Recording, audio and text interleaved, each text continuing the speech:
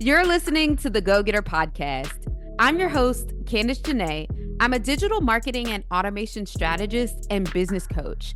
I'm the CEO and founder of Epic Fab Girl, where we help Christian women entrepreneurs market and scale their service-based businesses beyond six figures as they grow deeper in their faith.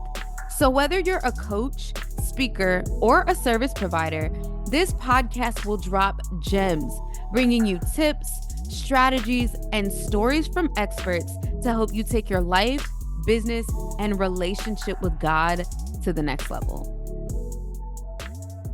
Hello, Go Getter Gang. Welcome to another episode of the Go Getter Podcast. I'm your host, Candice Janae. And as you see, if you're watching this podcast show, you can see that I'm wearing one of our most prized possessions inside of the Epic Fab Girl community, which is our Go Getter Gang tee. But if you didn't already know, literally, if you're a part of the Go Getter Gang, that just means that you are a part of our family and our community. So we say gang, gang all day, honey. Gang, gang all day. So welcome back, Go Getter Gang. We are so excited to have you. Today's episode is an incredible episode. Let me tell y'all. So in 2023, we basically put together this really incredible virtual summit, and we have a virtual summit pretty much annually. And the 2023 one was so incredible. We thought that we should bring it back. It's been so long since these episodes or the actual sessions from the summit was actually recorded. But when we were listening back to them, we were like, this is so good. More people need to hear this conversation. And so that's why we are bringing today's episode, which is a snippet of the conversation that we had at the Go Getter Confidential Virtual Summit. And we had panels of incredible speakers that you probably know and love. Or if you don't know and love them yet, I'm sure you'll fall in love with them when you're hearing their story. But you are in for an amazing and special treat today. So stay tuned for today's episode. Hello and welcome to day 3 of the Go Getter Confidential Virtual Summit. Y'all, we have had 2 incredible days of content that have just been coming back to back. And honestly, y'all, me sitting in and listening to these amazing speakers has been phenomenal. But I know y'all are about to get your mindset shifted for this next conversation, because we're talking about scaling your business and monetizing your business. And all of these women that you're hearing from have made more than 6 figures in their business. And so y'all are going to learn so much. But I'm just incredibly excited because I know that when you see other people that look like you doing what you want to be doing, that it just opens your mind to see so much more and what's possible for you. So I'm going to go ahead and pray. If you didn't already know me, my name is Candice Janae. I'm the CEO and founder of Epic Fab Girl. We are a community for Christian women entrepreneurs. We help them market and monetize their businesses to 6 figures and beyond. I'm also a digital marketing and automation strategist and business coach. So I love all things marketing, all things business. And this is just like my sweet spot, which is business and faith. And now we're talking about really getting to the money. So that's what we're focusing on today. So I'm going to go ahead and pray and then introduce our speakers. So, dear Heavenly Father, we just thank you so much, Lord. We just slow down to acknowledge your presence here with us today. Holy Spirit, we just say, have your way. I pray that you would shift mindsets that need to be shifted. I thank you for every woman that is here that is a generational curse breaker. I thank you for every woman that is here that is shifting her mindset about poverty and lack. Lord, I thank you, Father, that they are leaving those things in the past. Lord, we just pray, Father, that your will would be done, that when we're talking about monetization and making money, that they wouldn't feel guilty about making money, but that they would understand that they are advancing your kingdom as they are scaling these ideas that you've given them.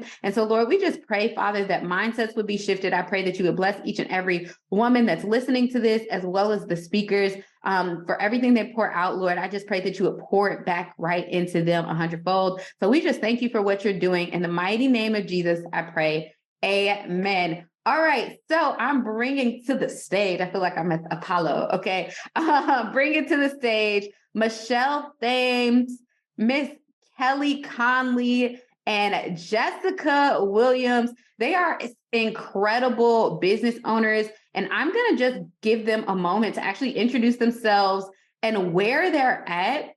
And I want to throw this, like what got to them to where they're at, but like, I want to hear about that faith piece in your business, like what role faith has played in your journey to where you have gotten today. So Michelle, let's start with you. Yes. Hello, everyone. And thank you so much for this, Candace. I'm so excited to chat today.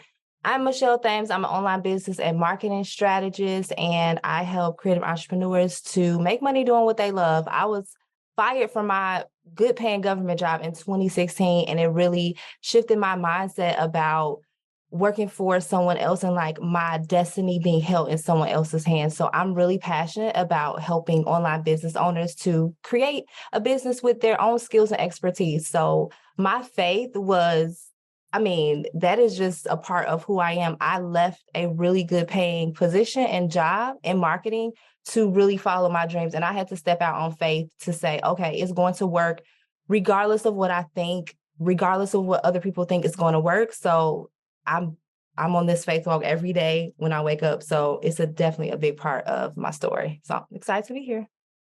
Kelly. Hey, y'all. My name is Kelly. I am a systems coach, and I help entrepreneurs organize the back end of their business and how they're running things so that they don't get overwhelmed. Faith for me played a really big part, and it still does play a really big part in my business because I'm more of I guess because I deal with systems, it's more of like the internal balance and how you're thinking about things. And are you overthinking and overwhelmed? And so for me, I had to believe that there was an easier way, a better way for things to happen for me. And so I had to really believe in faith, like, okay, God wants, he wants me to run this business, but he also doesn't want me to be stressed out and overwhelmed and all those things. So faith was really integral for me, and it is for my clients as well. I love that. Miss Jessica, the irregular exposure. Yes. Hello, everybody. I am Jessica Williams, CEO and founder of Irregular Exposure, a women's ready-to-wear fashion label. I would say started my career, honestly, when I was a child. So faith for me was so important because it really helped me understand that God can sometimes show you the vision before you even prepare. So I had the vision to be a designer at such a young age. I've had the same brand name since 14 years old, but I didn't know the tools spiritually, supernaturally. I didn't know exactly what that meant at that age. So here I am today, and I've been blessed to see God's hand tenfold within my business. I've been able to also have another business called the Fashionpreneur Academy, where I've been able to help and assist over 50,000 emerging and aspiring fashion designers and boutique owners start and scale their brands. So I've also been a coach as well for 7 years. However, this year, faith, again, God has redirected me to fully focus in on my brand, Irregular Exposure. So it's been an ongoing, never-ending, evergreen journey when it comes to faith, but it's just been a very powerful thing just to see the maturity of it. And just to see that when you match his energy, he's going to give you tenfold. So that's the season that I've been blessed to be in, and we're just getting started. I love that. And I agree. Like, I think, like you said, you're just getting started. It's so cool because everybody has to start somewhere. And I think a lot of times it's easy for other people to look at our journeys and see and look and think like, oh, they hit 6 figures or they hit, this in business, like that must be really great. But there's always going to be another level that God is going to be bringing you to. And that's why I love that we're having this conversation around like scaling and making money. But today we're specifically talking about like what you need to be doing to get to 6 figures. And so I want to hear from you all, like, if you can fill in the blank, right? Every 6-figure business must have this. What is that one thing that you feel like every 6-figure business needs to have? Consistent leads, like a way to get consistent leads, I think.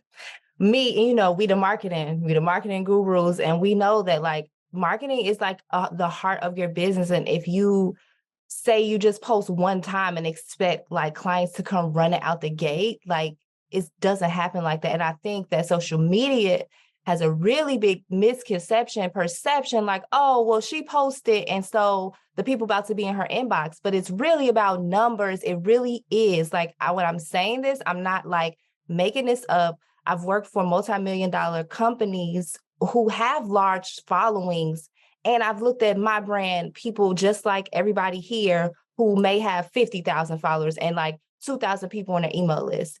But the conversion rate is like going to be 2%. It's not going to be like 30%. It could be, but like realistically, you have to look at your numbers and say, okay, out of these 600 people, probably only 10 people are going to buy or whatever. You have to just look at those numbers, because I think it just gives us a false perception when people are giving like misinformation online. I think looking at your numbers and still having a consistent way to bring leads in. So thinking about, are you doing challenges, or you got a lead magnet? Are you going live on Instagram? At this point in the game, I think that multi-channel marketing is the way to go. I don't think we can focus on like one platform. So when I fill in the blank, you always need leads. And in order to do that, and today, it may not look the same in terms of marketing when it comes to, just being on Instagram just by itself.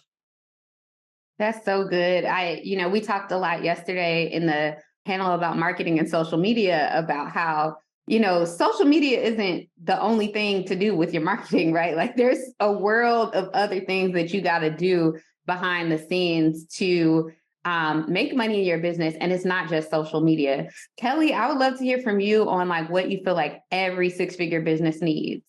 I would say, and this is going to be very boring for a lot of people, but a clear, simplified offer. Like, I think there's too much like fluff happening, and like, I'll go read a full sales page and I'm like, I still don't know what you do. Like, I don't know why I'm going to be giving you my money. And so I think it just needs to be clear, straight to the point, simplified. Where can I expect to be at the end of working with you? If there are direct deliverables, can you just list those out? Like, just simplify the whole thing, because a lot of people overthink it and they're like, it has to be this great, amazing thing. And then it's like, nah, it just needs to work. So I think that's the one thing, a clear, simplified offer. You don't have to have 50 different offers. Just one good one is good enough. I love that. I would love to hear from you, Jess, because you operate in the e-commerce space. Yes, absolutely. So my answer to this one, I actually had kind of two answers. The first one is boundaries and systems that reflect those boundaries. So I'm in the e-commerce space, but I have had a storefront. I've been in the service-based industry as far as my coaching program for 7 years, and none of them hit that six-figure point consistently until I created systems and boundaries. So I think, for example, like Kelly was saying, the importance of having your clear offer, right? So I had to understand, as far as the e-commerce perspective, I had to understand, okay, I can't offer all these custom designs and then these wholesale design pieces that are lower cost when these higher end custom designs here pieces are around $600 average order value. And then I want to have these ready to wear pieces. You can't do that. You have to understand exactly what you're offering and have a clear, concise system in place. So I had to make sure it was easy as possible for my customers to get to checkout. I had to remove any type of constraints that would make it challenging. I had to remove any gimmicky offers in between that would make them want to add additional items to cart that do not reflect what they're currently interested in. So I had to also find a lot of resources and systems to show them and change the psychology of the customer to understand what they actually do want. Hey, if you want this, you actually probably will be interested in this product. So I had to create those systems. And I also had to create boundaries. So I used to do custom designing and all those different things, but I had to understand that that's not really who I want to target. That's not the future of my business. And I had to create those boundaries to reflect, hey, we don't offer this anymore. Even in my service base and coaching, I used to do one-on-one coaching to help people start brands. And I became exhausted with that. So I had to create boundaries and say, hey, we have this digital course. We have a live event annually. If you can make it, you can. If you can't, you can't. But once I started having those things to reflect that, instead of trying to customize an experience for every product and service-based customer, it was the six figures became literally chump change at that point. I love it that you talking about six figures like chump change, because baby, listen, Listen, but it's so crazy because yesterday we talked a lot about, how it's easier to make money than you think. And that when you see other people doing it, you can also do it. It almost kind of gives you permission. Like we are everyday Black women, like not saying that we aren't spectacular and amazing and brilliant, because we are, but we already know that, like, not to say there's nothing that's different than us, but it's just like we are the women that decided to start. We decided not to give up. We decided to just keep going. And, if there's other Black women out there, that are believers that want to build and grow, it's like, God is not a respecter of persons. He will definitely bless you as you start walking in your purpose and what God has called you to do in entrepreneurship. And so you brought up something which I feel like it was more so around mindset, right? Like you had to have that mindset around, let me put some boundaries in place. Let me, say, even though people want this for me, I'm going to do this maybe differently. And so I want to know, what were some of the biggest mindset shifts? And we'll start with you, and I want to hear from everyone, but like, what were some of the biggest mindset shifts that you had to get to six figures? And then, with you, ma'am, you over here talking about six figures is chump change. So tell us the mindset shifts that are required to get beyond that six-figure mark. Mm-hmm. Having the mindset that six figures is chump change. So I had to really believe and understand. And I think I started my entrepreneurial journey so young. Like I had left my 9-to-5 officially. I was trying to, start this brand and scale it since I was a child. But it wasn't until I was 24, I had left behind a 9-to-5 job. I was making like $56K annually. And I remember I started working with my first business coach, who also is a panelist, Raven. And I was 24 years old. And when I first signed up for a call with her, she had like this free ebook. And within the ebook, it told me like the 10 reasons you're still stuck at your 9-to-5 and you're not making six figures. So it told me not only why I was stuck in my job, but also why I don't have the desired salary I want. And the desired salary I wanted, I didn't have it because I didn't believe it. So she was the first person to really instill that in me. And I remember the first time we had a call, she asked me, did I pray about working with her? And I was like, no. I'm like 23. I hadn't been to church in like 8 years at this point. I did not have a relationship with God in any format in the way that I do now. Like I would pray every now and then. I didn't even understand the concept. So I was like, okay. So I prayed for the first time about it. And literally that night, God had delivered a dream to me, showing me exactly what I was on the cusp of. And he made it be known to me, like, it's not a money thing, it's a purpose thing. So I had to change my mindset to believe that I was deserving. So when I was making $300 a day, I would act as if I have 8 figures in my bank account as far as my mindset. What does that look like?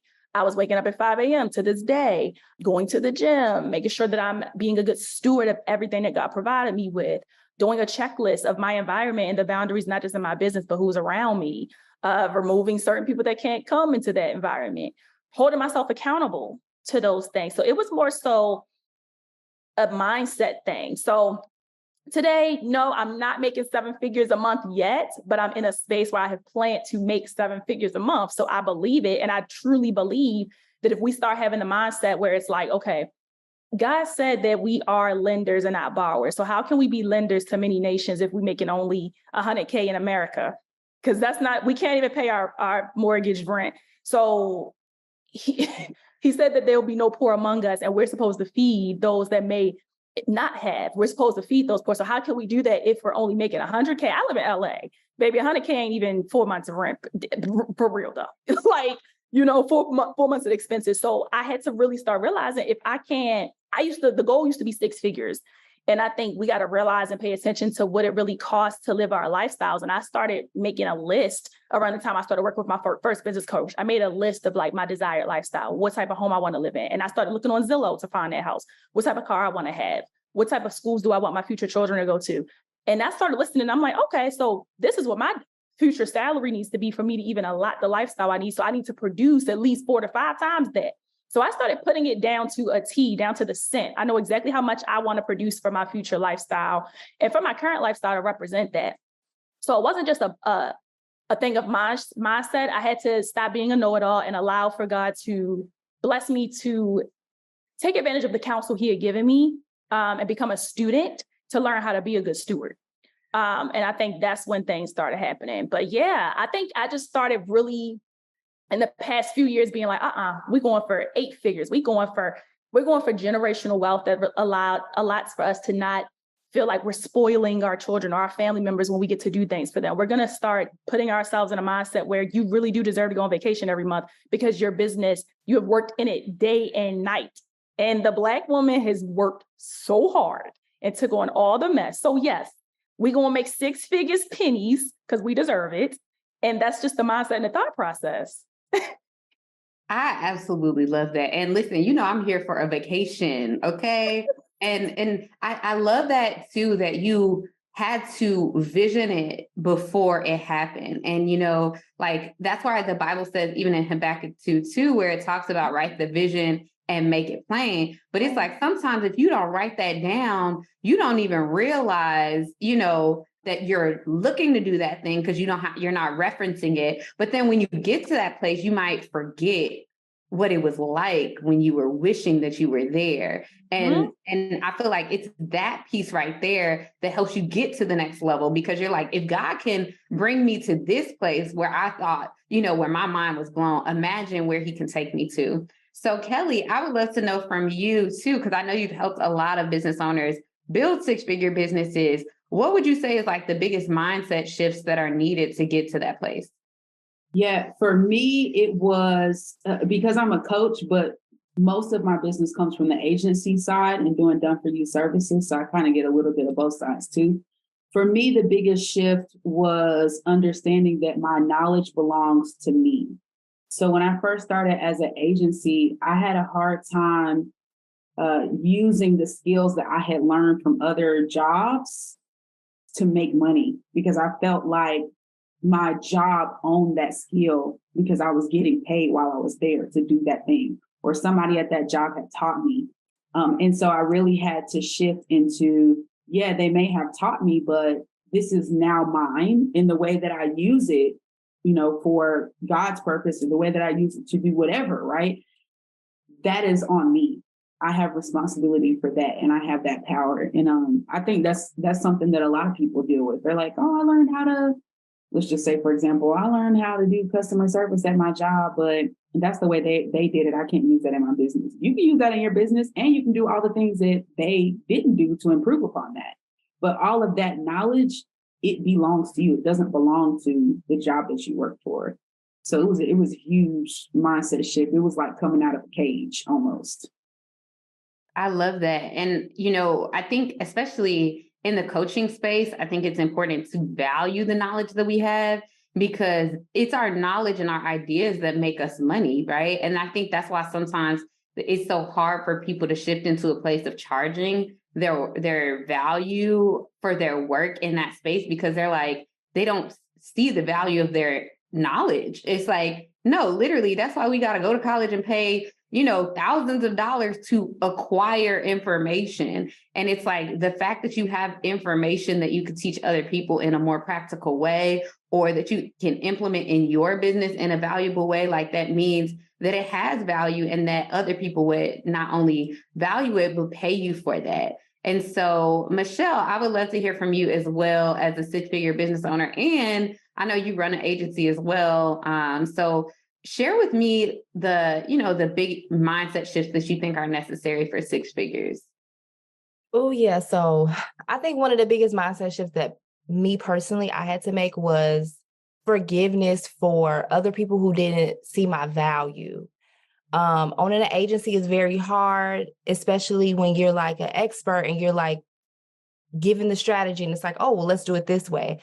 Or, they don't want to take it at all. I think that I had a lot in my past positions and jobs where people didn't appreciate the skills or what I provided to their business, to see that like, no, it was actually because of Michelle that we got this growth. So within myself, I had to shift my mindset. Okay, I have to forgive these people, because if I don't, like, you'll block your blessings. I feel like if you don't forgive those people, I had to read, I read a lot of books, and The 4 Agreements is a really good book, because it says like, look, those people, that's their problem. It's not my problem. Like, I can't fix anybody. I can't change anything. So let me change that perception because I don't want to attract those type of people. I want to attract the people that actually love what I do, that want to get the information. So once I made that mindset shift, I think that's where it opened like, okay, now you can make this amount of money. And with the agency too, I think that I had to make the mindset shift like, oh, nobody will pay this high retainer fee for like social media management services. But one time I was charging like $1,000, and that's in the social media. I mean, it could range, but I'm like, you know what? I took this girl's online. It was like a workshop and a challenge. And she was saying like, oh, you could charge this. And I'm like, okay, I'm gonna change the rate. I changed the rate that day, and like 2 people signed up to work with me. So I think that again, shifting your mindset to say, okay, someone will buy this. And once they did, I can't go back, right? I'm not going back. Even when I started doing fractional CMO work more recently, I'm like, wow, okay, this is a real big jump now. But then I presented it to one of my current clients and she accepted it. So it's like, well, they do want it. And so I just have to say, okay, my skills and expertise, I deserve this. Like get up every day. I'm worthy. I think we have to tell ourselves that because as Black women, it is hard. Like we up against so much stuff. I feel like as a Black marketer, I'm just up against a lot, right? And so I'm just like, I'm going for it every day and I can't stop. And just, again, those mindset shifts to where we deserve this amount of money. Like you said, chump change, because 6 figures is really not a lot. After you pay the people you got to pay, you got subscriptions. And I run a really very low overhead cost business. Like everybody is at home. I have a complete team. We're all online. I don't use a lot of apps. I tried to cut down on everything, but still it's like the cash flow has to be consistent and you have to look at your numbers. You cannot not look at your bank account. You need to be doing profit first, but that's a whole nother conversation. So again, just say, I can do this. Like I'm worthy of this. I like to look at my bank account and be like, yep. All right, now we on to this. We're going to make that 500,000. It's going to be at a million, right? And so just keeping the mindset of we can actually do this. And yes, it may be a struggle, but if you just keep going, like you will reach your monetary goals, whatever goals that you have in your business. I love it. Michelle just dropped a major gem that I want to make sure y'all didn't slide and glide past. She mentioned the Profit First model, which y'all should just buy the book. It's called Profit First. It's like white and blue, I think, on Amazon. Just get the book. I'll put it in the link just so that y'all can have the exact right book with the proper title. But every business owner needs to look at that because I know we get a lot of questions from our community about like paying yourself and like how much to, just all of that stuff. But like when it comes to Profit First, that's one of the ways that you can position yourself to keep more money in the bank instead of, operating from a place of not having enough to run your business. If you've learned anything from this podcast, I know you're going to love the Go Getter Confidential Click at GoGetterMembership.com. It's a global membership community for Christian women entrepreneurs to connect, build wildly profitable service-based businesses, and grow their faith. So whether you're just getting started with an idea or you already have an established brand and you want to lay the foundation for 6-figure income, the Go Getter membership is just what you need. With expert masterclasses, monthly prayer, and tons of courses and downloads, your business will be better because of it. Entrepreneurship isn't easy, but this community will help you go from feeling stuck to clear and motivated. Join today at GoGetterMembership.com and save 50% off your first 3 months when you use code podcast at checkout. We'll see you inside. Let's shift the conversation into building a team. So I know building a team, especially when you start out as a solopreneur, it can kind of be difficult because you're like, all right, well, I do this type of way. And like, everybody can't do this how I do it. And I would just love to know, like, what role has having a team played in like your success in business? And how did you know when it was the right time to like bring someone on and trusting them in that process? And y'all can chime in how you want. Building a team. So in 2020, I feel like I got a large influx of like people needing social media and marketing. And so I was doing it all by myself at first because I come from a background of doing multiple things in a marketing department as a one-person team. So while I have those skills, it just isn't smart to be doing it by yourself for like 5 clients. So I decided that I was going to hire contractors. I had looked at many different business models and like how people do things at an agency, but I decided to work with contractors. And so I put out ads on social media, not even ads, like an organic post that garnered so many emails. And I was like, oh my God, I was overwhelmed. But then I went through the interview process. I had did enough interviews, and then I'm the $37 like project queen. I'll buy something. I think I bought something with some interview questions, and it had like everything I needed to conduct interviews. And so I utilized that. The first time I hired like 4 people, and it was going really great. So they were all social media managers in the agency.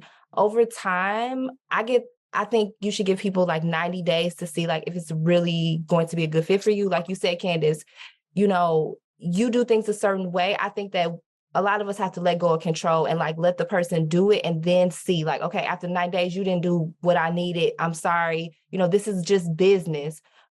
Essentially, after everything, like I did have some people, somebody was pregnant, so she, couldn't do it anymore, or one person had another job. So now I have one person, but she's been with me 2 years. And it is very important to treat people like human beings. I think the reason why we are still together is because I feel like she's a part of my family. She has exceeded my expectations when it comes to like what she can do for our clients. And so I said, I'm a hands-off person. If you like, as long as you get it done at the time you said it was going to be, like you told the client, I'm cool. So I don't do a lot of micromanaging. I don't at all, because it's like, I trust this person, and we've been together 2 years. I recently hired 2 more people, and I have another person who has been with me for about 2 years as well.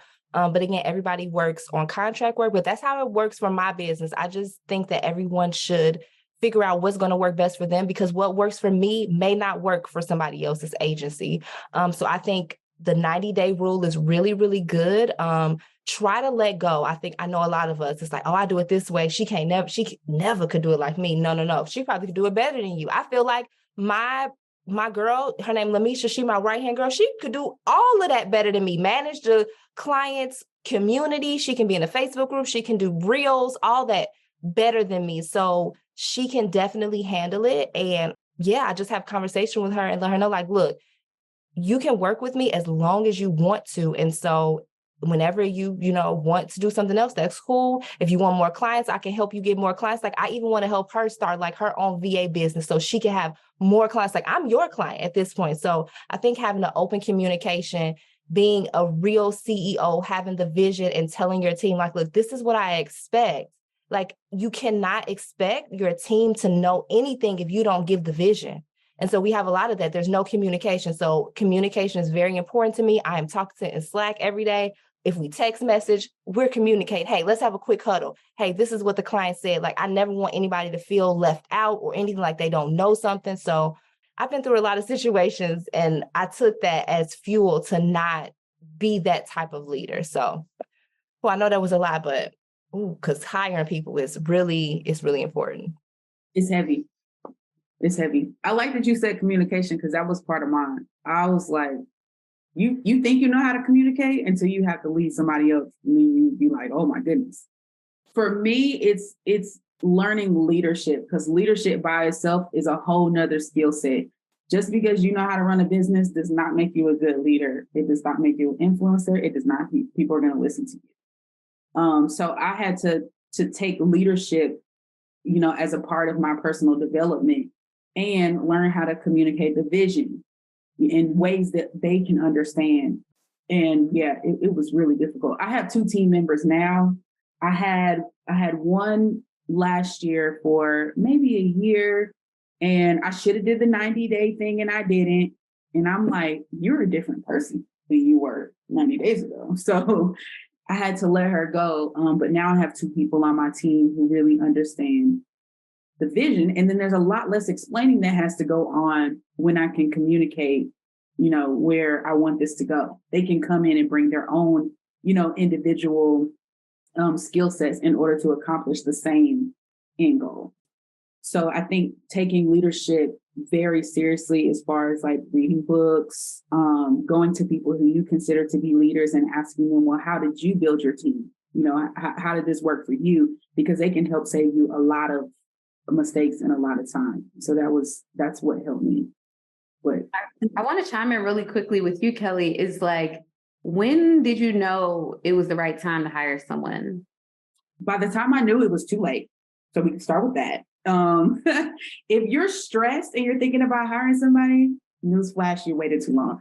Nah, but for real, I knew when I was breaking my boundaries. So like Jessica, you said you had boundaries. When I told myself I'm going to work 40 hours a week and I was working more than 40 hours a week, that was my indicator that you're taking on too much.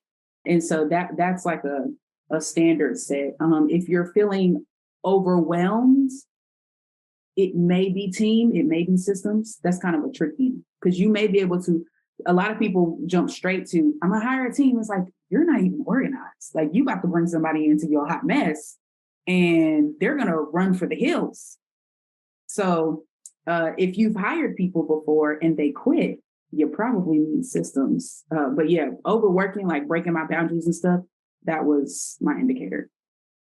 Very good. Jess, I would love to hear from you, like, you know, just the role that your team has played and when you figured out it was the right time to actually get help. Because especially as a person who, you know, you're shipping things out, things right. It's just like, there's so many things that you could oversee and overlook. So like, what has that role been like with like relinquishing that control in that space?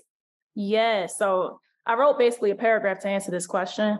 But first things first, I knew it was time to hire a team when I felt like my time and skill set were not aligning with where I wanted to grow to. I feel like there has been this misteaching. I did a panel like a couple years ago. And in the conversation, everybody on the panel was saying, you know, you got to know how to do everything in your business. Like, that's what you have to know. You have to know how to do everything. And I'm like, that is impossible. We have to stop teaching this. So everybody looked at me like I'm crazy when I'm like, no, you cannot know how to do everything. You have to know how to lead every type of environment. You have to know how to show up and lead. And that is a job within itself. You do not need to know. It's impossible to know how to do everything. I'm not going to know how to operate and run my Facebook ads, my SEO, design a collection, sew the collection, produce. It's ridiculous. So I had to get out of that mindset that I can fix it and do it all. And I started realizing I could reach a lot more goals and attain a lot more things if I got help. I felt like the first person I needed to hire was somebody to assist me with like operations. That's what I thought then, early 20 something. Okay, I need someone to just be like my partner, my go-to that's going to help me with everything. That person quickly became exhausted. I would say about a year in, and they ended up getting another job. And I'm like, what am I not doing correctly as a leader? So I had to, like you said, Kelly, start investing in my leadership training. I invested in a leadership mentor program. I started reading amazing books like 48 Laws of Power that helped me understand the concept of how people feel when they work with you. And I had to start realizing that a job opening and a position is an advertisement, just like we're advertising our products and our services to people. So I feel like sometimes people have issues with retaining employees because they go into it like, hey, I'm the boss. This is what I need. This is all I need you to do. But people have choices. And we saw with the Great Resignation that people are leaving. People are starting to go back to work. You know, we now have this huge layoff, but people are going to be going back to work slowly but surely. It's happening now. And people now see that they have choices. They're not going to settle for environments where they're not being taken care of. They're not seen. They're not able to see their talents. People don't even want to work in person. People want things remote now. Like, you have to really customize a package. So I had to look at my job descriptions as like a product. And I had to think, what is everything that would be appealing to the person that I want to attract, my target customer in a sense. So I started thinking about it as another product. And once I started doing that, that's when I started achieving what I wanted. I now have retained an amazing team. I have someone that's been with me for 3 years that is phenomenal. Just watching her grow from my personal assistant into director of brand operations has been phenomenal. I've invested in her leadership. She gets bonuses. She has a new salary coming really soon. Like, I take care of my team. We do mental health Fridays every other Friday where they're off half day. I have another team member that does support and fulfillment. That position, I used to have a hard time retaining people because that position will open up to people trying to do other things. I learned to let people do what it is that they're doing, what I hired them for. So like I said, if I'm hiring for a specific description, I've learned to let them stick to the script. I know that sometimes people come into companies and it's like, hey, I want to do customer support and fulfillment, but I love you. I love what you do. I want to be a designer too. So if you have any time where I can jump in and help with that too, then okay. But that sometimes would allow them to fall into a situation where they're not producing in the position I originally hired them for. So now it shows up in a different way. So yes, I still want to learn and grow with you. I want to be a leader, but I assign time for that. So we have leadership times outside of the office where we talk about your goals and how I can invest in those goals. We have times where if you want to come in outside of your hours that you're being paid to work and intern for another position, you can. But I had to put boundaries in place to make sure that you're maximizing your position. So yeah, I think those are the things that really have assisted me, but my team started to grow and I allowed people to stick to their roles and expand in those roles. So yeah, I think that's probably the best way I can answer that. I think definitely when I just stuck to that one role. Oh, and this is the last thing I wanted to mention. When I hired someone to help me hire. So that's when I started retaining people. I hired a human resources team and I have an amazing HR rep here in California that does the first initial interviews. I used to hire out of emotion. I used to say, oh, this person has passion. This person has drive. That's all we need. No, it's actually not all we need. I need to know that you actually can type quickly. I need to know that you know how to work a MacBook. I need to know that you know how to work a Rolo printer. I need to know that you've done fulfillment. And if you have not, you have the skill set and training. I need to know that you understand Shopify. I can't just hire you because you're awesome and you're motivated anymore because it costs every day that I have you on my team. And if you're not producing results, then I can't do that. So I put somebody in place between myself and the candidates now. And right now we're hiring for 2 more people. So I have her doing all first interviews. Second interviews go to my director of brand operations. And the third and final is with me. So they have to go through 2 screenings before they even get to me. And that has helped me tremendously too. Man, there are so many gems being dropped. Okay. Listen, so much wisdom. You brought up the conversation of like investing in yourself, right? Like you invested in yourself and your leadership, reading books. I know Michelle has talked about different books as well, but I would love to know from all of you all, and we can start with you, Jess, in what ways did you invest in yourself to, first of all, get to 6 figures, but then like getting beyond that 6-figure mark or whatever the next big thing was for you after that? What were some ways that you invested in yourself? I know you said early on that you worked with a coach, but what are some ways that you invested in yourself and how did you see that return on that investment? Absolutely. So there's a few ways I invested. I know it sounds cliche, y'all, and we keep saying it, but first and foremost was my relationship with God. That was my biggest investment. And to this day, that's my biggest investment as far as myself, my time. I can spend hours in the morning, every morning in prayer. I'm writing in my journal. I am making sure I'm giving 1/10 of my crops every time I get paid. Like that is a huge investment of just myself. I literally am giving myself away, literally. So that is the first and foremost thing. And that's the biggest requirement to see anything past even 4 figures. Okay. So that's when it really started to overflow, was when I was qualified to even hold that position. So I think that was first for me. Like I said earlier, definitely business coaching, but not just one-on-one coaching. I also invested in continued training. So I've invested in like Facebook ads courses, the 6-figure chick. She had some amazing courses and still does offer some amazing resources. I was big on a live event, a class. I would always show up and I fit it into my schedule. When I first began my entrepreneurial journey, I would have like a schedule to a T where Monday was like my marketing Mondays. And that was the day that I was pitching myself for marketing. I was finding events, I was finding panels, I was finding LinkedIn groups, I was finding meetups, I was finding communities where I felt like there was some type of training that I could use for further education. So I was dedicating an entire day and the first day out of the week to that. So I had the entire rest of the week to try to get on meetings, meet with these people, network, connect, build community. So I was doing that.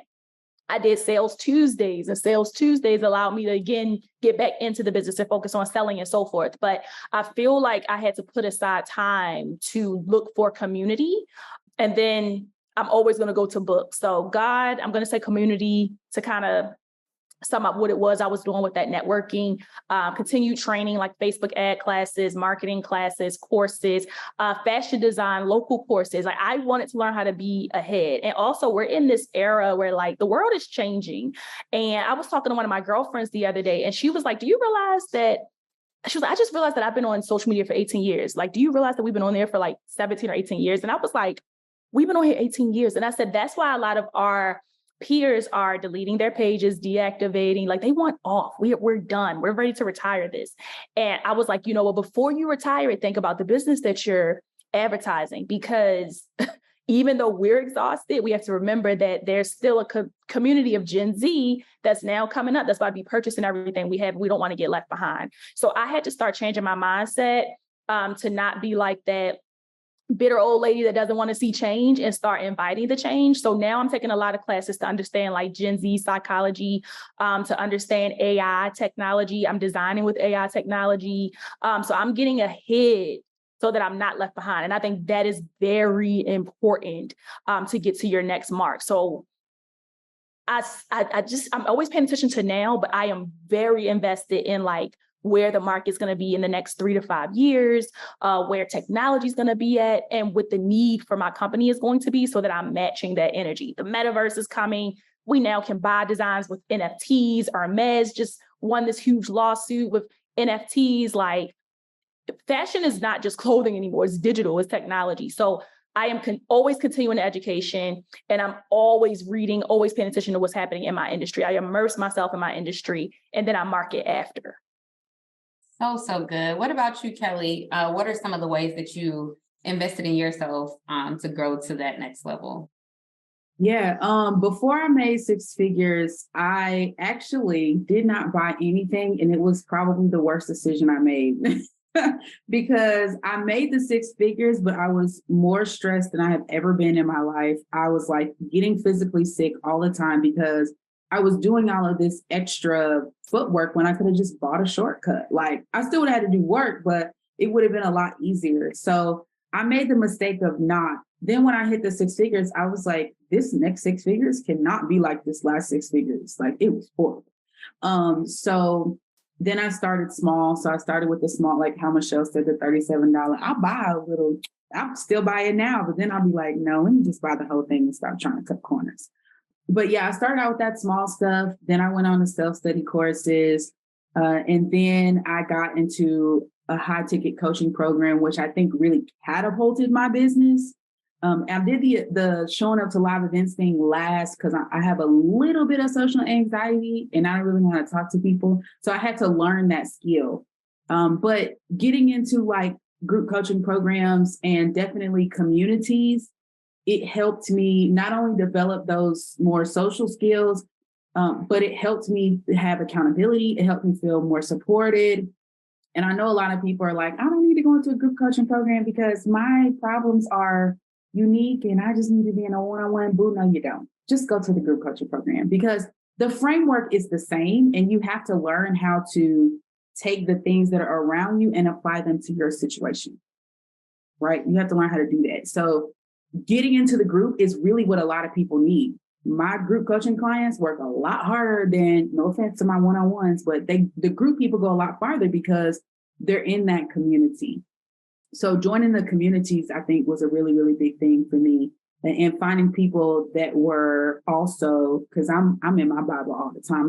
I'm in my Bible just as much as I'm in my bag. And I needed to be around people who are also like that so I could have those conversations and learn from them, but also they can learn from me. Sometimes the community is not for you. Sometimes you're in the community for somebody else.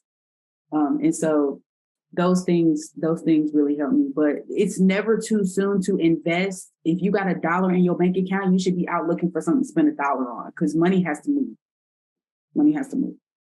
I love it. Michelle, what are some ways you invested in yourself? I know books for sure, but what other ways? Oh yeah, I was just over here like, yes, Kelly. Definitely in the beginning, you know, like you said, I'm a $47. I'm gonna get these email templates and figure this stuff out. For me, like a lot of the skills like that I use in what I do, I already like got real life experience, but it was like, at first I was like anti-coach. Like my husband would tell you, like, I am not about to hire nobody. They probably can't help me. But then one day, like, I don't know, I had this calling. God was like, he had to sit me down and be like, Michelle, darling, you do, in fact, need a coach, because if you want to make it to the next level, you can just get the shortcut. And I am the type of person I'm not about to pay for nothing that I'm not about to use and implement. I don't know. I don't have that gene. I have you pay $5,000 for this coach. Oh, you about to show up to every session, ask them all the questions. Can they give you templates? Can they give you behind the scenes? Can you show me this? Can you show me that? So the first coach I hired was a one-on-one coach. It was like, I think like a 3 or 6 month program. And I found her online. I was just like searching. I went in her group. She had a Facebook group, and I really liked how she delivered like the content and like her personality. It's really major for me to feel connected to somebody. I know there's a lot of people speaking a lot of different things, but I have to be connected to this person. I have to see how this person moves. I don't want them to know that I'm necessarily looking and watching them, but I'm watching their moves. I'm watching your emails. I'm watching like sending. So I really liked how she approached everything. When I talked to her on the first call, she was definitely fit for what I had in mind. Like I wanted to do more online challenges, but she also had a marketing agency, so she could give me advice on like how to scale my agency at the same time. So it was kind of like she had 2 things that like I probably couldn't have found anywhere else. And she gave me scripts, email templates. It was like no holding back. So that was my first coach. Then I decided that, of course, I got to keep learning. And of course, books are great, but I feel like people who've been through real life experiences can give you more than just a book. So then I hired a high performance coach to like help me with my offers and my messaging, because I felt like it was there, but I needed to, number one, let go of some mindset stuff. So she did help me with like some mindset shifts, forgiving people, like I talked about before. I think that's important. And so I feel like I found in that coach, she helped me with my mindset, but she also helped me to deliver and articulate my offers and my expertise to people so that they would be like, oh, I need to sign up with Michelle because she's an expert, and it just comes across differently than maybe I was saying it before. And I feel like I definitely learned a lot with my second coach. And now I'm in a mastermind because, again, I feel like, again, you can never know too much. And so, again, I found I'm not going to say this lady, a lady that ended up being a really good business friend of mine, found me on Instagram and asked me to come into a free mastermind with 3-4 other women. I said, okay, what the heck, I'll do it. And so I ended up finding my current coach in this mastermind because she is a book coach. She helps thought leaders, and like she really had the business model that I dreamed about. And so, to be honest, it was like an answered prayer, because I had prayed to God and said, can you just send me somebody who they doing exactly what I want to do, and send me them so I can see the inside and they can give me all the information on how I can execute this. And so since I've been in this mastermind, I think I've joined in October because she had an in-person event. So she's a thought leader coach. She helps people write books. So I'm currently writing a book, and I want to do TEDx talks. I want to speak all over the world. I want to do events. I just put on like my first really big online event. Candace, you were part of that. And so I just model every single thing that like she said to do. She gave me scripts for sponsorships. And so those are the type of programs that I do best in, and that have been able to take me to the next level, because I have literally followed like the blueprint. And so I believe that you, like you said, Kelly, start and get somebody today, because, you know, if you wait, you could have learned quicker whatever they went through, so you don't have to go through those roadblocks. And I do think that like group programs are great. Like you said, I'm in this group container, and like we feed off of each other. And there's other people who may could be able to give you advice too, and give you feedback if the people in the group are open. And so, yeah, I just think, again, it has to be the right fit for you. I was anti-coach, so some of you may feel like that, but it has changed my business, and I will always continue to seek even, you know, something even higher than that. Like the women that I'm in this mastermind with, they're millionaires. I'm not a millionaire yet. So I'm right on the track. And a lot of people say they see it in me. And like somebody just prophesied over me the other day and said they saw it. If you see it, if you see it, I see it too. I see it too. Like I see it, it's close. So I just want to stay around that type of energy and those type of people that can lift you up. Like, I don't want to be in those programs like, you should be doing this and you didn't do that right. Like, no, I'm not for that. Let's, come together and really help one another succeed. So that's what has helped me. I know that was long, but that has really helped me in my business. No, I love it. I think you touched on a lot of really great things. And one of the things that you talked about is in finding someone who does exactly what you're doing. And I want to bring that concept up because I think a lot of Black women specifically, they struggle with learning from someone who's doing exactly what they're doing, because they're afraid that if they get in that program, that they think that person's going to be like, oh, she's stealing from me. And it's like, no, like, this person went through all of that they learned. They went through all their struggles. Perfect example is Jess. Okay. Jessica, she has a brand, Irregular Exposure. She has gone through all of the things to launch her own brand from the ground up, create her own collections. Guess what Candace Janae is doing next? I'm doing fashion. Guess what I don't know how to do? Launch a fashion brand. So guess who I went to help teach me how to build a fashion business from the ground up? I went to Jessica for her Fashionpreneur Academy. And I think a lot of times people think that because someone is doing something that they're not willing to share information or that they're not going to pour. But when I tell you, like, when you get into the right programs, like, even if what you do is to a T, exactly like what that person has built, what you're buying into is, because of course it's going to come with an investment, but what you're buying into is the information that they learn. So I don't want you to think, like, you may be thinking like, well, I want to do exactly that, and it sounds similar, and I don't want to get in her program, and she think I'm copying her. Girl, it's not about that. It literally is like, do y'all know how much money exists out there in the world? Like, there are billions of people on the planet, and there's billions of dollars that exist.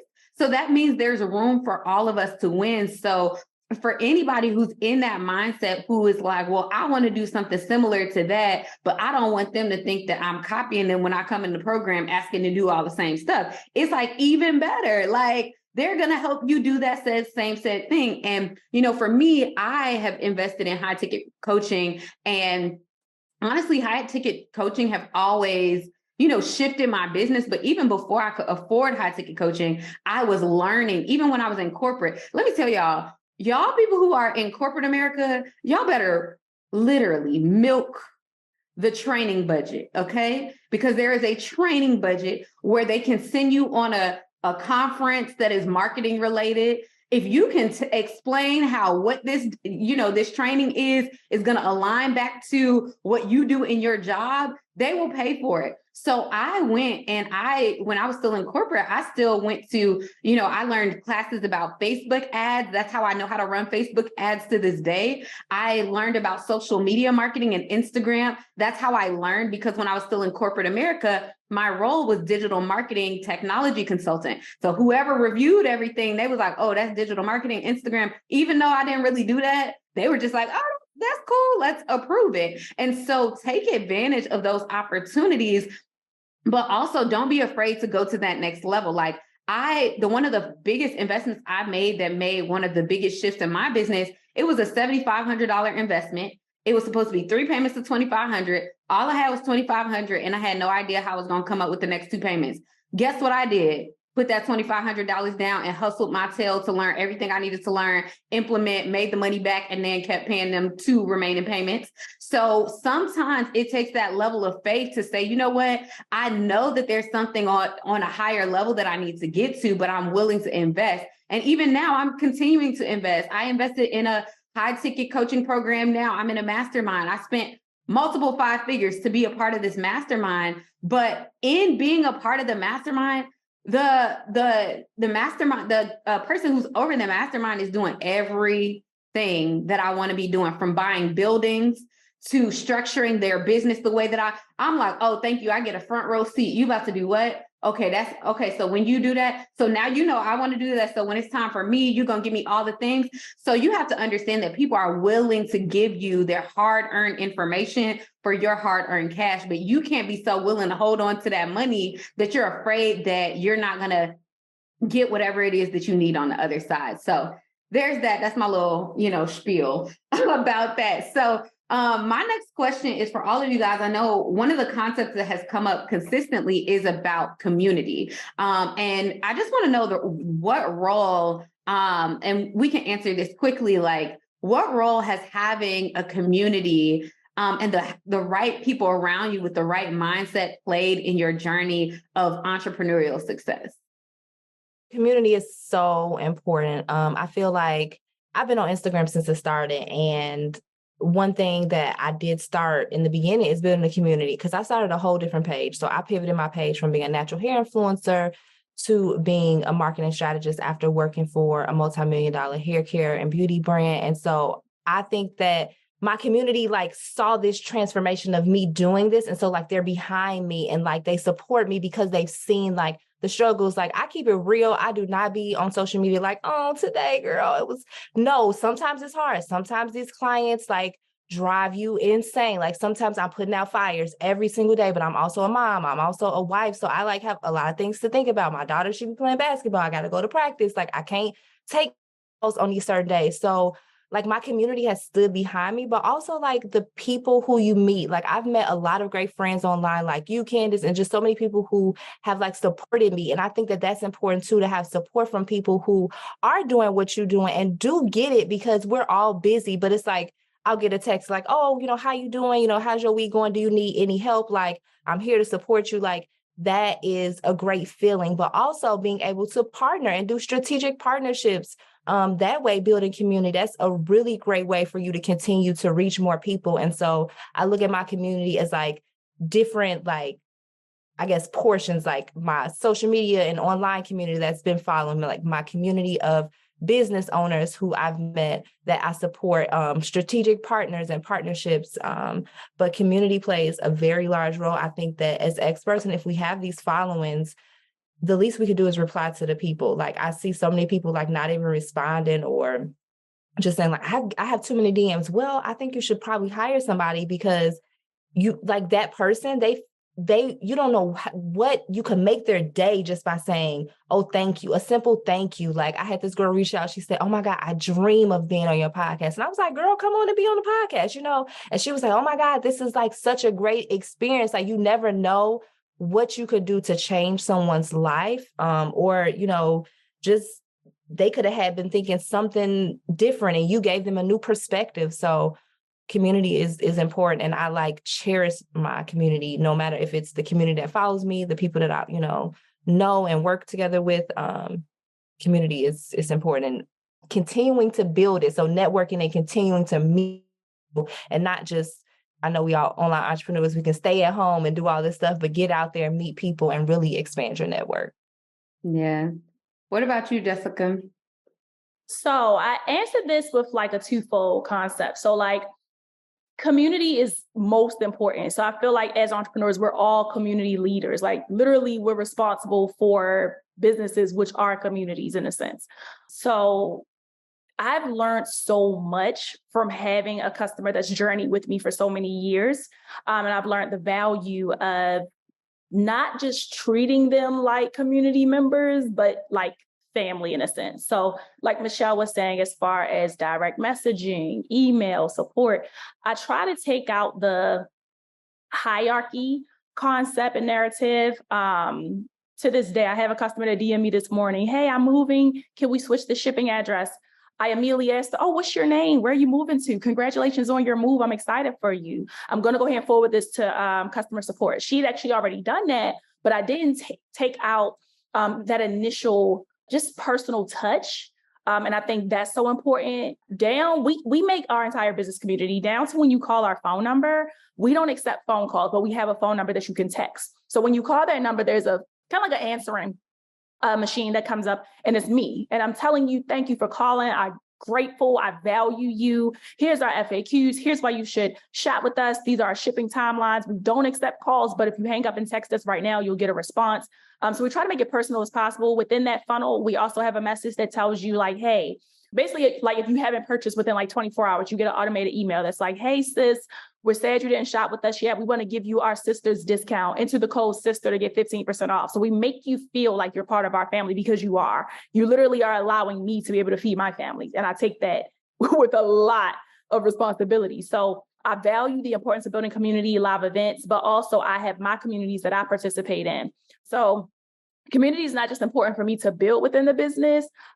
Well, before I go into my community, within my business, I also like to advertise our customers as our influence. So Irregular Exposure is known for making our customers the influence. And I feel like we've developed a great community by focusing on that. So we always showcase our customers on our feed, on our timelines. We showcase our customer content. Our customers beg to send us pictures so they can be reposted and tagged. Not just so they can get followers. They want to feel like they were that fly girl. We advertise and put our customers into our graphic designs. We don't just hire models. We purposely make our customers our influence. So that's what we're known for. But my personal community is so important as well. As I build within God, I'm in a community where I'm in a devotional every single morning. Me and Candace are in one of the same communities as well, as far as our faith. I have community for finance, which I'm looking to grow in, technology. So I have communities for every single aspect of me growing that supplies me and refuels me the same way I have to do for my business. I love it. And I know, Kelly, you also talked a lot about community from the perspective of getting community from a paid community as well. And I think Jess talked about that too. But go ahead and share with us a little bit more about the role that community has played in your life. Yeah, I think we create communities, but we also need to be in someone else's community because the experience is different. So there's a lot of value, and I'll speak from the perspective of being in the community because when I was always a creator, and then when I joined a community, that up-leveled my business. So being in the community gives you an opportunity to be poured into so that you're not feeling so empty all of the time. But just having like that basic human sense of, wanting to feel accepted and be a part. And of course, it says in the Bible, when two or more are in agreement. Well, if you by yourself, you ain't got no two or more. So you just in here doing things by yourself. And so, being a part of that community is really important, and giving to the whole, because you have to give in order to receive. So there's just so many layers to community. It's like, if you're not in one, you need to be looking. I speak from the paid perspective too, because I feel like my paid community, I want to down free communities, but I feel like paid communities are like a different level. Like when I paid more, I thought it was no difference in between a free community and a 3-figure investment or a 4-figure investment for a community. No, when I paid, I don't tell you how much I paid, but when I paid 5 figures to get in, I was like, this is different. Like, it was different. So if you're on the fence of thinking about joining a community, 100% do it. If you're on the fence of, should I really be paying to get around people? Yes, you should, because they also pay to get around you. So that means that there's some other like higher level of mindset and conversation being around people who are sacrificing, not just investing. They're making the same level of sacrifice, meaning that they have the same motion that you had. And so getting in that space in proximity, that power in proximity is going to change some things for people. Man, that is so good. And it's so crazy because early on when I was doing a lot of because for Epic Fab Girl, we host events all the time. And people are like, well, how did you meet so-and-so, or how did you? And I'm like, and I started taking inventory of all my solid business relationships. I'm like, I met them going to a business event. I met them, because we both invested in the same program. I met them because of some type of investment that I made to either get in the room or to invest in myself. And one of the big stories that I always like to tell is I went to this event, this was right after I quit my job in corporate America. And I had quit in September of 2017. So literally that August, I went to a conference, either that August or September, I went to a conference in Atlanta. And I was at the point where I didn't even have the $500 to attend the event, or I had the money, but I'm like, I just quit my job. Should I be spending $500 on the event? Then I saw that for this particular event that a sponsor had sponsored 50% of the ticket. So it was like, okay, instead of $500, you can pay $250 and get in the room. And I'm like, okay, I think this is my sign. I'm gonna sleep on my cousin's couch, and then I'm gonna roll up in the building. So I go to the event, and I am such an introvert, but I'm like, you know what? I'm forcing myself to talk to people. If I came here, I'm gonna meet somebody. So I sit down at this table. I start being a little bit shy, but as the day keeps going on, the young lady who's next to me, I was telling her how the young lady whose event it was, that she was going to speak at my upcoming conference. And, that my conference was 6 months away. And I just kept telling her, like, yeah, I have this really big vision of what I wanted to do. And she was telling me all the things that she did. We connected on social media, stayed connected after going to the event. The event was great. And as I'm like posting on social media about the event, she ends up reaching out to me. This is like 3 months later. I was not paying no attention to this young woman, but we had built a solid connection. She reaches out to me. She's like, God told me to help you plan your event. This lady was an event planner. She did weddings. She did all this stuff. When I tell y'all, like, because I didn't know what I was doing when it was coming to hosting a conference, I was doing it all by myself. But my first ever event planner, she volunteered her services for me. And literally to this day, like I always tell her, I'm like, there's no way that I could have made it through that conference weekend without her. And the fact that I met her by showing up in the room at a conference, and we had built our relationship from there. She helped, not us plan the conference that year. She helped us plan. We ended up having another conference in Atlanta that same year. She helped us do all of the logistics, and she poured into it. But it's like, there's something about when people spend money to be in the room that even though, $250, that's not that big of a ticket price, because I paid thousands of dollars to be in other rooms. So what I'm telling you is that when people invest in themselves and you're around them, that there's definitely a different level of connection and community that you get from that. So I want to shift and ask this last and final question. And this is a question I always like to ask, even on the Go Getter podcast, but it's something, I can't stand the enemy. I can't stand how he likes to use certain things like fear to get in the way of what God has called us to walk in. And so my question to y'all is like, what would you tell the woman who feels like 6 and 7 figures is not for her, or that it's too far for her? And what do you tell the person that's afraid of going after their next big thing? Jessica, you want to chime in first? Yes, I was going to jump on in. First thing, you already pinpointed it. Fear is completely not of God. It's of the enemy. So it's just to manipulate your mind. It's to manipulate your thoughts. And we've all been there. So when I started my entrepreneurial journey and I was about to sign up for my first business coach, and I remember the investment was like over $7,500. And this was in like 2015 or 2014. I was like, hold up. I don't know. I ain't got it. I'm going to have to get a credit card. And I remember I went back to work that following day, and my supervisor and me were really close friends. To this day, this is one of my best friends. And I remember telling him, like, I'm not going to sign up for the program. I would have to take out a credit card. I know I could get it. I have great credit, but I'm just not going to do it. I'm going to figure it out on my own. And he said, oh, well, figuring it out on your own has gotten you here with me still. And he said, recite the Lord's Prayer. And I was like, huh? He was like, recite the Lord's Prayer. And I couldn't do it. I was like, I don't know it. And he said, that's why you're here with me. And I was like, wow. Within minutes, I had signed the document. The next day I applied for a credit card, got it, paid the whole program off in full. And 4 months later, I was out of my 9-to-5. And my first day as an entrepreneur, I was 24 years old. I made $12,000 in 8 hours as a fashion designer full time. So not only did I make the money back to pay off the credit card, I made more. So soon as I stopped being fearful, everything happened. To this day, there are days where I'm like, how are we going to get through this one? How are we going to beat this battle? How are we going to get up this mountain? I have to remember that's not my responsibility. That's God's. And we just have to be here and be responsible and be good stewards of what he's given us. So I make sure that I do the best that I absolutely can with that, with no fear involved. So if you have fear, it's normal, it's natural, it's an emotion that does come, but you have to replace that with understanding that if you bet on yourself, it's not even a bet. If you trust yourself enough and trust that God is who he said he is, he will do exceedingly abundantly more than you could have imagined. It's that simple. And I know people see sometimes these entrepreneurs that sit on stages and they're like, wow.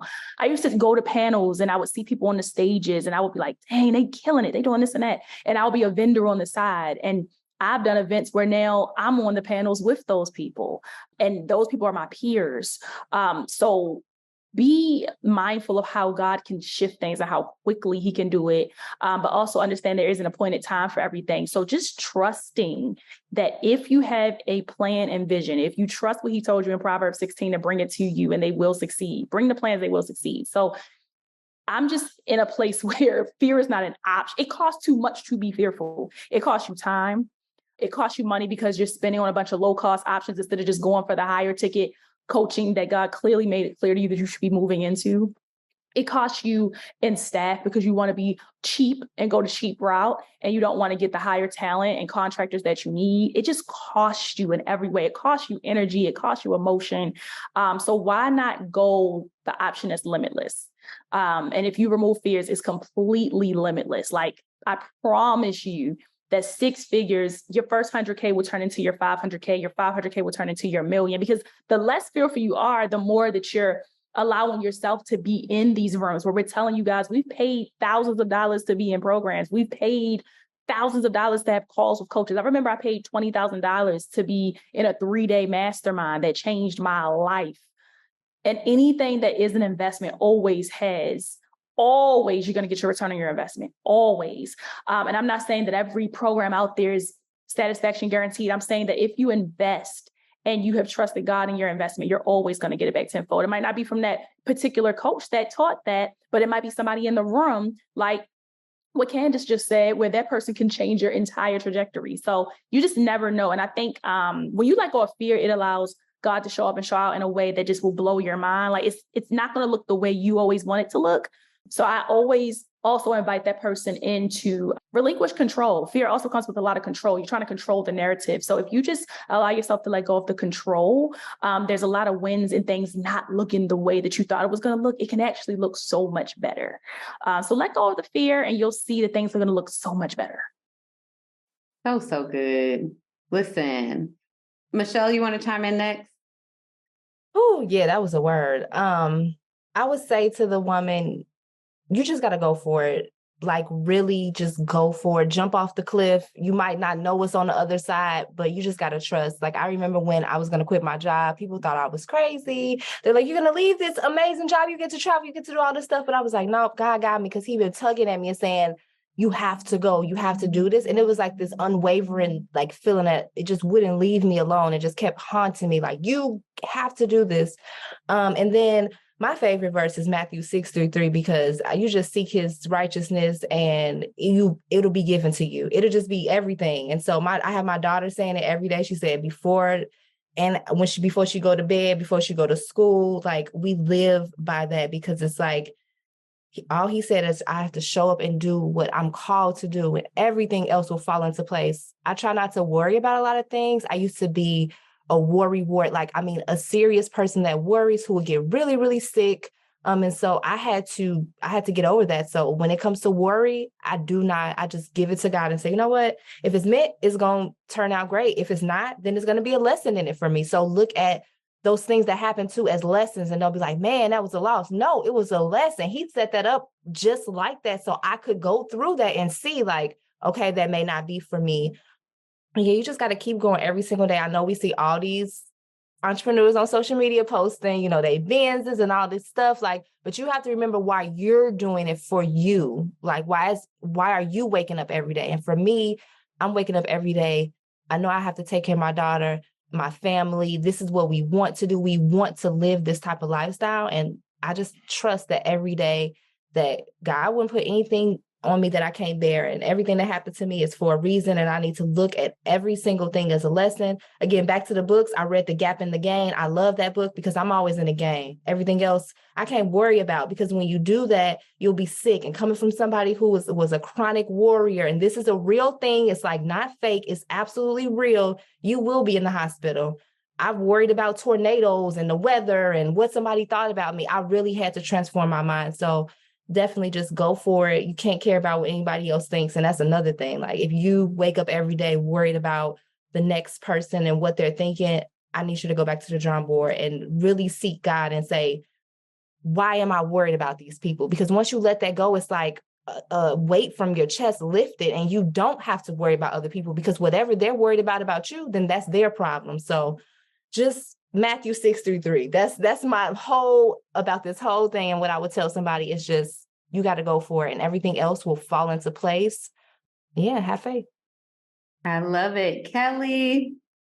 I want to speak to the person who is scared or believes that six figures is not for them.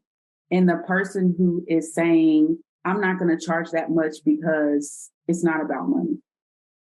You have to understand that money is the resource, it's the vehicle. So if you don't have it, you're not going to be able to do what you need to do. If you treat money as the resource and you treat God as the source, you will always have enough money to do what you need to do. Y'all that are thinking, I think I'm going to invest in this, but I'm not sure, I don't have enough money. The reason why you don't have enough money is because you're treating money like the source. If you treat money like the tool and you give it away and treat God as the source, the money is going to come back to you. It's going to come back to you over and over and over again. So don't put money in that as having control over everything, right? Use it as a tool. Use it as a tool. Man, that was a whole preach, okay? And what's so crazy is that's what we talked about on day one. And I had never heard it quite like that. And I believe it was Kristen, she said, like, money is a resource. And then I think Raven went on to say that, like, that money is not your master. And like, you know, when you start acting like God is not the source, then you start treating money like it's your master and it tells you what to do and where to go. And then you're operating out of fear. And so I just really believe that's something that God wants to hit home with, is that, you know, he is your source. He is a provider. His name is provider. He's always with us. Everything we need, like everything we have need of, he has provision for. And one of my favorite verses, and I always try to tell women entrepreneurs to study it, is Psalm 1. In the book of Psalm 1, it literally says, like, when you meditate on the word day and night, you shall be like a tree planted by the rivers of water that bears fruit in due season, and its leaf shall not wither, and whatsoever they put their hands to will prosper.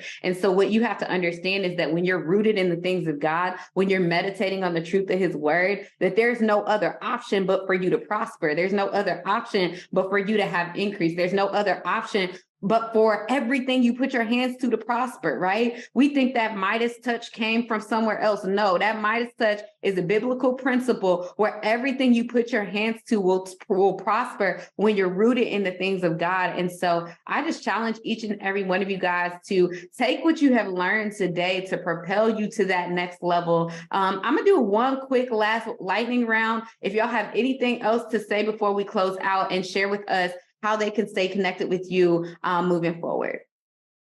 Yes. So you guys can stay in touch with me via Instagram, TikTok at irregular_Jess. My business is Irregular Exposure. And Fashionpreneur Academy's Instagram page is still around right now. We're going to be changing it to another name, but you can still follow at Fashionpreneur Academy right now. And the last thing I want to leave you with is, you give what you keep. It changed my life when I heard that.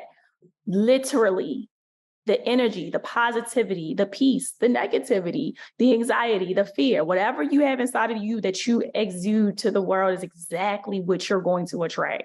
So you will always attract exactly what you are. So if you want six figures, if you believe that you are that multimillionaire, act accordingly. Change your mindset to align with it. And I promise you that your circle will start aligning. You'll just randomly meet people that just happen to be in the arena that you're looking to walk into. So you give what you keep.